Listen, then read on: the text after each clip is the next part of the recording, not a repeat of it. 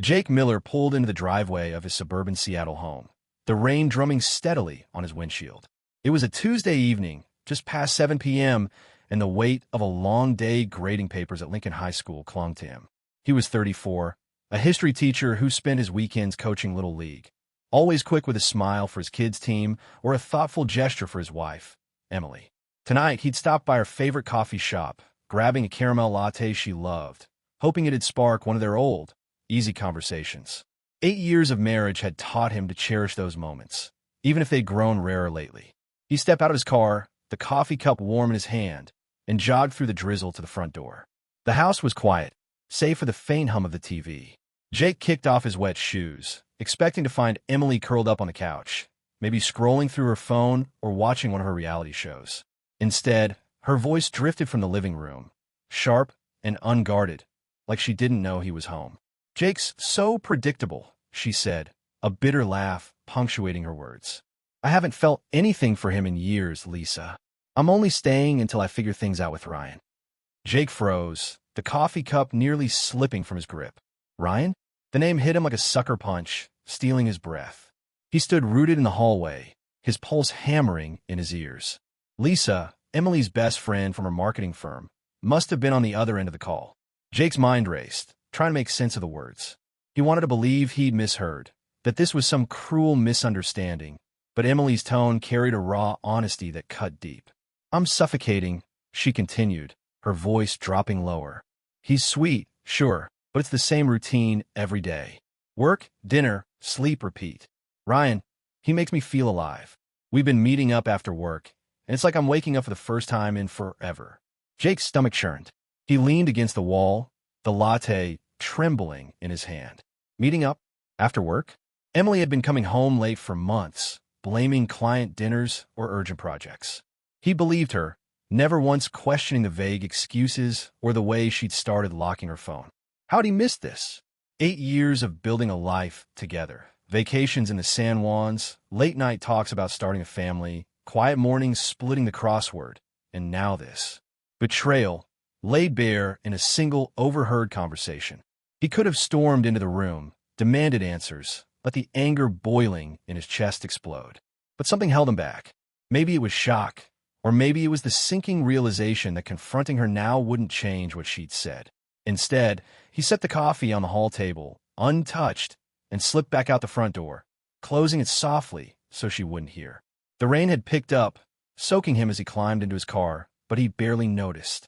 His hands gripped the steering wheel, knuckles white, as Emily's words looped in his mind. "I haven't felt anything for him in years."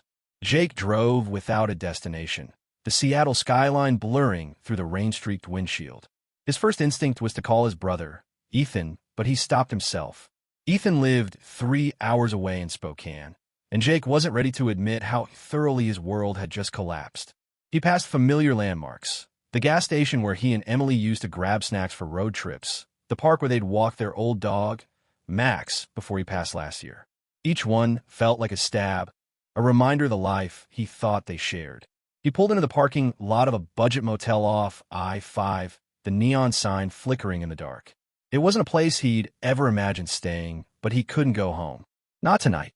Maybe not ever. He checked in, the clerk barely glancing up as he handed over a key. The room was small, the air stale, but it was a place to think. Jake dropped onto the bed, staring at the ceiling, his phone buzzing in his pocket. A text from Emily. "Hey, you home soon? Got takeout." The casualness of it made his chest tighten. Did she know he'd heard? Was she playing innocent, or was this just another lie in the string of them? He didn't reply. Instead, he opened their shared cloud account on his phone, something he hadn't checked in months. Emily had always handled their bills, insisting it was easier that way. Now, he wondered what else she'd been handling. Scrolling through recent backups, he found a folder labeled Work. His gut told him it wasn't about client pitches. Inside were screenshots of texts, dozens of them, between Emily and someone named Ryan. Flirty messages, plans to meet at a downtown hotel, even a photo of them laughing together at a bar. Jake's jaw clenched as he read one from last week. "Can't wait to get away with you. Just need to sort things out with Jake first." Sort things out. The phrase echoed, cold and clinical. Was that all he was to her now? A loose end to tie up before she moved on? He kept digging, his anger growing with every message. Then he found something worse. Bank statements from their joint savings account, showing transfers to an account he didn't recognize. Thousands of dollars, siphoned off over months. Emily wasn't just cheating, she was planning her exit, and she was using their money to do it. Jake's hand shook as he set the phone down. He wanted to call her, to scream, to demand how she could do this. But what would that solve?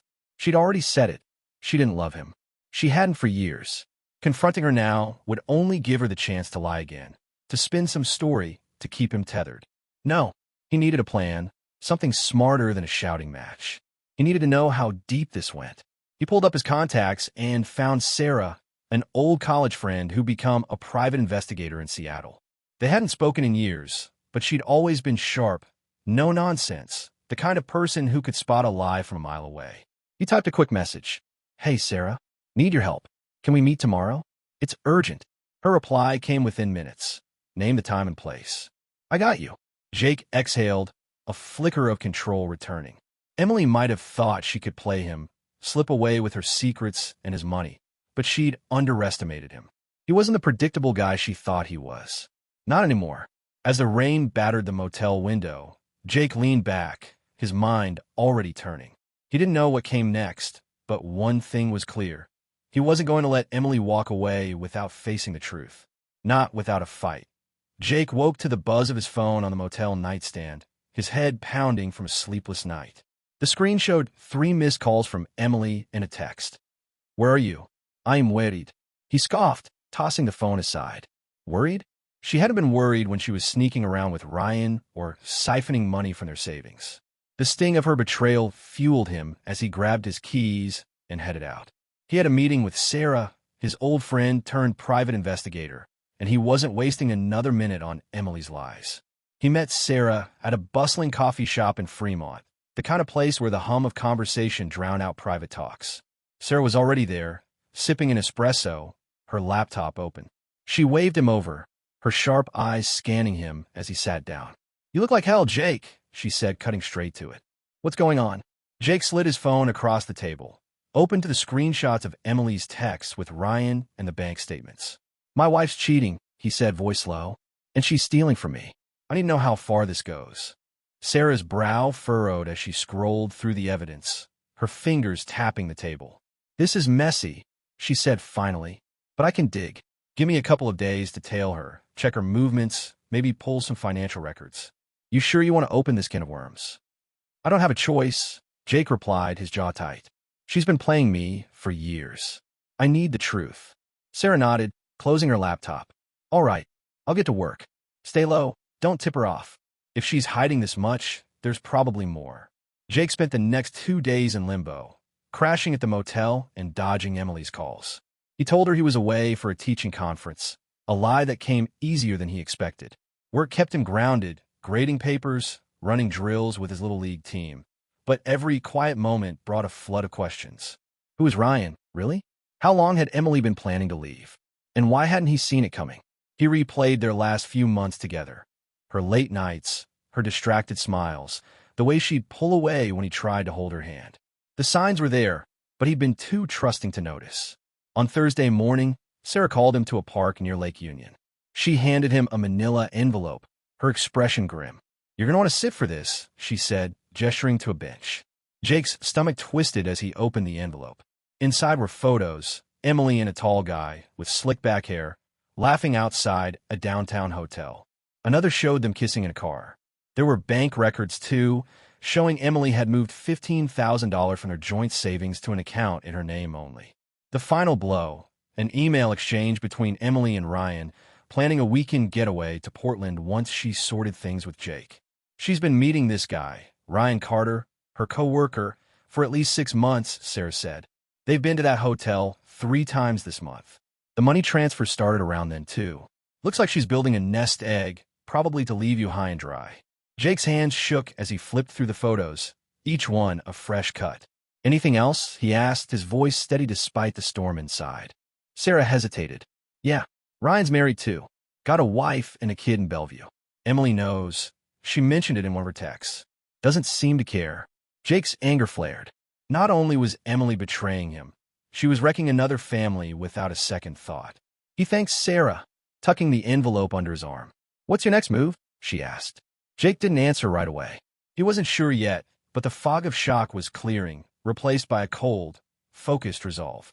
That night, Jake sat in his motel room, the evidence spread out on the bed. He could confront Emily now, blow up her world with what he knew, but that felt too easy. She'd lie, cry, maybe even turn it back on him. No, he needed to be smarter, to hit her where it hurt without losing himself in the process. He started researching divorce laws in Washington, learning about asset division and no-fault clauses. If Emily thought she could walk away with her savings and her secret intact, she was wrong. He called Sarah again, this time with a plan. "Can you give me proof of where the money's going? Like, hard evidence I can use in court." Sarah agreed, promising to dig into the bank account transactions and Ryan's involvement. Jake also reached out to a divorce lawyer, a guy Sarah recommended, and scheduled a consultation. The lawyer warned him that Washington's community property laws meant Emily could claim half their assets, but proof of her deception might sway a judge to protect Jake's share. It wasn't revenge. Not yet, but it was a start. By Friday, Jake's routine kept him anchored. He coached his team through a muddy practice, their cheers pulling him out of his head for a few hours. But when he checked his phone, a new text from Emily waited. "Jake, we need to talk. I know something's wrong. Please come home." His thumb hovered over the reply button, temptation gnawing at him. Part of him wanted to face her, to see if she'd admit anything without being cornered. But he held back. Not yet. He needed every piece of evidence Sarah could get, every card in his hand, before he played it. That evening, Sarah sent him a bombshell. A recorded call between Emily and Ryan, intercepted legally through a public Wi-Fi network at the hotel. In it, Emily laughed about Jake's boring teacher life and bragged about having everything in place to leave him after their anniversary next month. Ryan's voice was smug, promising to take care of her once she ditched Jake. The call ended with plans to meet again Saturday night. Jake's blood boiled, but he forced himself to stay calm. This was it, the leverage he needed. He texted Sarah, set up a sting. "I want to catch them in the act, legally. Photos, video, whatever holds up in court." Sarah replied instantly on it. "Tomorrow night, that hotel. Be ready." Jake leaned back, staring at the ceiling. Emily thought she had him fooled, that she could slip away with her lover and their money. But Jake wasn't the predictable guy she mocked. Tomorrow, he'd start taking back his life, one truth at a time. Jake's hands were steady as he parked his car a block from the downtown Seattle hotel where Sarah had tracked Emily and Ryan. It was Saturday night, the city buzzing with weekend energy, but Jake's focus was razor sharp. Sarah's text had come an hour ago. "They're here. Room 412. I've got a camera ready, legal and discreet. Meet me in the lobby." Jake stepped out into the cool evening air, his heart pounding, but his resolve unshaken. Tonight, he'd face Emily's betrayal head-on, armed with evidence that would leave her no room to lie. In the hotel lobby, Sarah waited near a corner, blending in with the crowd. She handed Jake a small earpiece. "This'll let you hear what I'm picking up from the bug I planted. Legally, public space Wi-Fi hack," she said, her voice low. "They're in the bar now. I've got a clear shot from across the room. You sure you want to do this in person?" Jake nodded, his jaw tight. "I need her to see me, to know I'm not the fool she thinks." Sarah studied him for a moment, then gave a curt nod. "All right, follow my lead." Through the earpiece, Jake heard Emily's laugh, light and carefree, followed by Ryan's low murmur. "One more month, babe, and we're free," Ryan said. Jake's clueless. "You've got the money sorted, right?" Emily's voice came next, smug. 15 grand already moved. He'll never notice until it's too late. Jake's stomach twisted, but he pushed down the anger. Sarah signaled him to stay put as she adjusted her camera, hidden in a purse, capturing every word and glance between the two. Jake waited, his pulse hammering, until Sarah gave the go-ahead. He walked into the hotel bar, the noise of clinking glasses and chatter fading as he spotted them. Emily and Ryan sat close, their hands brushing, oblivious to the storm about to hit. Jake approached, his steps deliberate, and slid into the booth across from them. Emily's eyes widened, her drink nearly slipping from her hand. "Jake?" she stammered, her face paling. Ryan shifted, his smug grin faltering. "Surprised?" Jake said, his voice calm but laced with steel. He pulled a manila envelope from his jacket and dropped it on the table. "You shouldn't be. I heard everything, Emily." The calls, the texts, the plans to run off with my money. He slid the envelope toward her. Open it. Emily hesitated, her hands trembling as she pulled out the photos. Her and Ryan at the hotel, the bar, the car, along with bank records and screenshots of their texts. Ryan's face darkened, but he stayed silent, glancing at Emily like she'd fix this. You've been stealing from our savings, Jake continued, his gaze locked on hers. $15,000 moved to your secret account. Planning to leave after our anniversary, right? With him. He jerked his head toward Ryan, who opened his mouth to protest, but stopped when Jake raised a hand. Don't. I've got recordings. Legal ones. You're not talking your way out of this. Emily's lips parted, but no words came. Her eyes darted to the envelope, then back to Jake, searching for a way out. Jake, I didn't mean for you to find out like this, she finally managed. We can talk about this, work it out. Jake cut her off with a bitter laugh. Work it out? You said you haven't loved me for years. You call me predictable, boring. You've been lying to my face while planning your getaway with my money. There's no working this out. Ryan leaned forward, his voice low. Look, man, let's not make a scene. This doesn't have to. Jake turned on him, his voice sharp. You've got a wife and kid in Bellevue, Ryan. You think they'll be happy to see these photos? Because I've got copies, and I'm not afraid to use them. Ryan's face went slack, and he leaned back, silent. Jake turned to Emily. You've got two choices. One, you sign the divorce papers my lawyer's drafting, agree to a fair split, and return what you stole. Two, I take this to court, and everyone, your family, your co-workers, Ryan's wife, sees exactly who you are. Emily's breath hitched, her eyes glistening, but Jake didn't waver. You have until Monday to decide, he said, standing. My lawyer will be in touch. He walked out, leaving the envelope on the table, Sarah trailing behind with her camera still rolling. In the lobby, she gave him a nod. You did good. Clean, no drama. I'll get the footage to your lawyer by morning. Jake exhaled, the weight of the moment settling in. Thanks, Sarah, for everything. Outside, the city lights blurred as Jake walked to his car. His phone buzzed. Emily calling already. He let it go to voicemail, her voice faint as he pocketed the device. He wasn't ready to hear her excuses, not yet. Instead, he drove to the motel, his mind racing. Confronting Emily had been the easy part. Now came the fallout, divorce, dividing assets, rebuilding his life. But for the first time in days, he felt a spark of control, like he was finally steering his own path. At the motel, Jake opened his laptop and emailed his lawyer, forwarding Sarah's evidence. He also reached out to his brother, Ethan, in Spokane. Need a place to crash for a bit. Can we talk? Ethan replied within minutes. Anytime, man.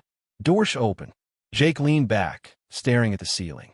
Emily's betrayal had shattered him, but it had also woken him up. He wasn't just a betrayed husband or a predictable teacher. He was Jake Miller, and he was done letting her define him. By Sunday morning, Emily texted again. Jake, please. Let's meet. I'll sign whatever you want. He didn't respond. Let her sweat, he thought. Sarah called with an update. The hotel footage was clear, admissible in court, and she'd found more. Transaction receipts linking Emily's secret account to Ryan's credit card. She's sloppy, Sarah said. This'll bury her if she fights you. Jake thanked her, a plan forming. He'd meet Emily, but on his terms, with his lawyer present. This wasn't about revenge. It was about justice, about taking back what was his. Jake sat in a small conference room at his lawyer's office in downtown Seattle, the hum of Monday morning traffic filtering through the window. Across from him, Emily fidgeted with a pen, her eyes fixed on the divorce papers spread out on the table. Jake's lawyer, a no-nonsense woman named Karen, slid the documents toward her. Sign here, and we'll finalize the asset split, Karen said, her tone clipped. You get half the house equity, but the $15,000 you transfer to your personal account returns to Jake. Emily's jaw tightened, but she nodded, scribbling her signature. Jake watched, his face unreadable, feeling no satisfaction, only relief. The confrontation at the hotel had broken Emily's resolve. Faced with photos, recordings, and bank records, she'd crumbled, agreeing to Jake's terms to avoid a public scandal. Ryan, her co-worker and lover, had already distanced himself, ghosting her after Jake's threat to expose him to his wife.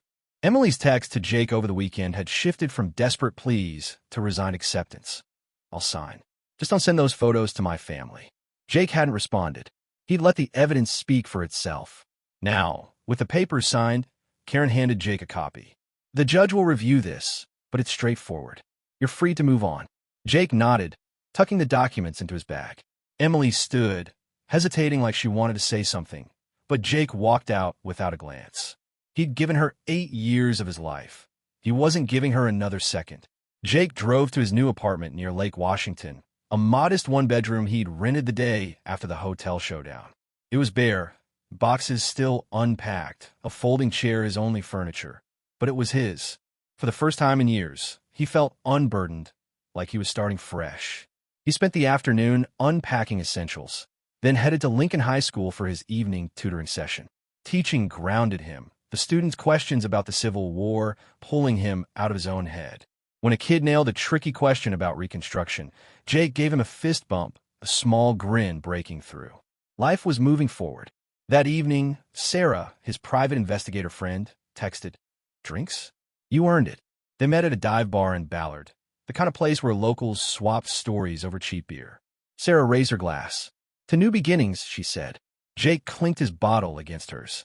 "To not being an idiot anymore," he replied, earning a laugh. Sarah leaned in, her tone serious. "Heard from a contact at Emily's firm. She's on thin ice. Co-workers found out about her and Ryan. Ryan's wife filed for divorce too. Karma's quick sometimes." Jake sipped his beer, processing the news. He didn't gloat. Emily's downfall wasn't his victory. It was just consequence. "Thanks for everything, Sarah," he said. "I'd still be in the dark without you." She shrugged. "You'd have figured it out. You're tougher than you think." Her words stuck with him as he drove home, the Seattle skyline glowing against the night. Tough. Maybe he was. The next week, Jake threw himself into work and coaching. His Little League team was prepping for a regional tournament, and their energy, screaming cheers, muddy high fives, kept him grounded. But alone at night, the weight of Emily's betrayal lingered. He needed an outlet. On a whim, he started a blog, typing out his story in raw, honest posts. Not to vent, but to process. He called it Rebuilding from Zero, sharing lessons from his marriage's collapse. Trust your gut. Don't ignore red flags. Value yourself. To his surprise, comments poured in. Strangers shared their own stories of betrayal, thanking him for putting words to their pain. One comment stood out. "Your story's helping me leave a toxic relationship. Thank you." Jake stared at the screen, something clicking. His pain wasn't just his. It was connecting him to others. He kept writing, posting twice a week, and within a month, his blog had thousands of readers. A local support group for betrayed spouses reached out, inviting him to a meeting. Jake hesitated, but went, finding a room of people who got it. No explanations needed. He listened, shared a little, and left feeling lighter, like he wasn't carrying this alone. Meanwhile, Emily's life unraveled. Sarah's updates painted a clear picture. Emily's affair had leaked at her marketing firm, costing her a promotion. Ryan, under pressure from his own divorce, had cut contact, leaving her isolated. Jake didn't reach out. She'd made her choices. Now she lived with them. Instead, he focused on his own path. He signed up for a coding boot camp, something he'd always wanted to try, but shelved to prioritize Emily's career. The challenge of learning something new sparked a fire he hadn't felt in years. One night, scrolling through his blog's comments, Jake found a message from Ethan, his brother in Spokane. "Proud of you, man. Come visit. Let's hit the trails." Jake smiled, typing a quick reply. "Soon. Promise."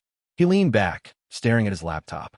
The divorce was nearly finalized, the house sale pending, his share of the savings secured. Emily's betrayal had gutted him, but it had also forced him to see his own strength. He wasn't just surviving. He was building something new, something his... Jake stood at the edge of a trailhead in the Cascade Mountains, the morning sun cutting through the pines. His brother Ethan adjusted his backpack beside him, pointing toward a ridge with a view of the Seattle skyline in the distance. It had been 6 months since Jake confronted Emily in that hotel bar. 6 months since he'd walked away from a marriage built on lies. Today, with the crunch of gravel under his boots and the crisp air in his lungs, he felt something he hadn't in years. Hope. The divorce was finalized. The house sold, assets split, and the $15,000 Emily had siphoned from their savings returned to Jake's account. She tried reaching out once, a hesitant email apologizing for how things ended, but Jake didn't reply. Her words, once his world, now carried no weight. He'd learned through Sarah that Emily had left her marketing firm after the affair scandal spread, moving to Portland to start over. Ryan's marriage had collapsed too, his wife taking their kid and cutting ties. Jake didn't dwell on their downfall. Their choices weren't his burden anymore. He'd spent the last months rebuilding. His blog, Rebuilding from Zero, had grown beyond what he'd imagined, now with thousands of readers sharing their own stories of betrayal and recovery. A local podcast, Resilient Voices, invited him to share his journey. Jake hesitated at first, unsure about airing his life to strangers, but the support group he'd joined convinced him. "Your story's helping people," one member said. "Don't stop now." So he went, sitting across from the host in a small studio, his voice steady as he recounted the night he overheard Emily's betrayal and the steps he took to reclaim his life. "I'm not a victim," Jake told the host, the words feeling true for the first time. "Emily's lies broke me, but they also showed me I'm stronger than I thought. I chose to walk away, to build something new. That's what matters." The episode went live a week later, racking up thousands of downloads. Messages flooded his inbox, people thanking him, asking for advice, or just saying they felt less alone. Jake read each one, replying when he could. He wasn't a hero, just a guy who'd refused to let betrayal define him. Back in Seattle, Jake's life took on a new rhythm. He threw himself into his coding boot camp, spending evenings debugging lines of Python, the challenge sparking a creativity he'd long buried. His Little League team made it to the regionals, and Jake was there, cheering louder than anyone as his players clinched a win. The kids mobbed him after, their muddy hugs a reminder of what he could still pour his heart into. At night, he'd meet up with new friends from the support group, swapping stories over coffee or beers, their laughter easing the ache that lingered from Emily's betrayal. Ethan had been a constant, too. After Jake moved into his Lake Washington apartment, Ethan drove down from Spokane for a weekend, dragging him to a Mariners game. They didn't talk much about Emily, just baseball, old memories, and plans for this hike in the Cascades. Now, as they trekked up the trail, Ethan broke the silence. "You seem different, man. Lighter. Like you're not carrying the world anymore." Jake nodded, catching his breath. "Took a while, but I'm figuring out who I am without her." They reached the ridge, the city sprawling below, Puget Sound glinting in the distance. Jake pulled out his phone, snapping a photo to post on his blog later. He'd started sharing more than just his story. Hiking trips, coding projects, moments of joy. His readers responded, their comments a growing community of people rebuilding too. One message had stuck with him. "Your posts make me believe I can start over." "Thank you, Jake." He'd read it before leaving for the hike, a reminder of why he kept going. As they descended the trail, Ethan clapped him on the shoulder. "Got plans for the summer? Maybe a road trip?" Jake grinned. "Maybe. Thinking about driving down the coast, maybe hit California. Been too long since I did something just for me." Ethan laughed. "That's the spirit. Just don't pick up any strays." Jake chuckled, the sound easy, unforced. For the first time in years, the future didn't feel like a trap. It felt like possibility. Back in Seattle that evening, Jake sat at his laptop, drafting a new blog post. He wrote about the hike, the clarity of the mountains, and the realization that betrayal didn't have to be the end. "Emily's lies took 8 years of my life," he typed. "But they gave me something too, the chance to choose myself. I'm not running from the past anymore. I'm building toward what's next." He hit publish, watching the post go live, already imagining the responses it would spark. His phone buzzed, a text from Sarah. "Proud of you, Miller. Podcast was killer. Dinner soon?" Jake smiled, typing back, "You're on. Name the place." He leaned back, the city's hum outside his window, a quiet backdrop. Emily's betrayal had shattered him, but had also set him free. He wasn't the man who'd trusted too blindly, who'd let love blind him to truth. He was Jake Miller, teacher, coach, writer, survivor. And for the first time, that was enough.